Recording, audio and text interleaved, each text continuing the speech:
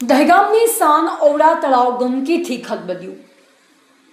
દહેગામનું એકમાત્ર રમણીય સ્થળ કે જ્યારે આ તળાવનું નિર્માણ થયું ત્યારે નગરજનોને આશા અપાઈ હતી કે અહીં નૌકા વિહાર, મનોરંજન અને સ્વચ્છ વાતાવરણનો લાભ મળશે, પરંતુ આજે સ્થિતિ એવી છે કે નૌકા વિહાર તો દૂર રહ્યું, લોકો અહીંથી પસાર થવાનું પણ ટાળી રહ્યા છે।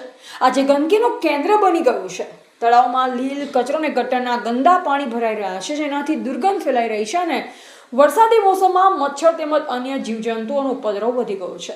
સવાર અને સાંજે વોકિંગ કરવા આવતા યુવાનો, મહિલાઓ અને સિનિયર સિટીઝનોને શ્વાસ લેવામાં તકલીફ પડે તેવી સ્થિતિ સર્જાઈ છે। આટલું જ નહીં, રાત્રિના સમયે અહીં અસામાજિક અને નશાખોર તત્વોનો અડ્ડો બને તેવી લોકચર્ચા ચાલી રહી છે। રમતગમત માટેના વિસ્તારોની પણ યોગ્ય જાળવણી થતી નથી। વરસાદી મોસમમાં રસ્તા લપસણા બની જતા હોવાથી અકસ્માતનો પણ ભય રહે છે। દહેગામ નગરપાલિકાએ તાત્કાલિક તળાવની સફાઈ, ગટરના પાણીની વ્યવસ્થા, લીલ અને કચરો દૂર કરવાની કામગીરી, નિયમિત ફોગિંગ અને જંતુનાશક દવાનો છંટકાવ તેમજ સમગ્ર બગીચાની સુરક્ષા અને જાળવણી માટે અસરકારક પગલાં લેવા જોઈએ।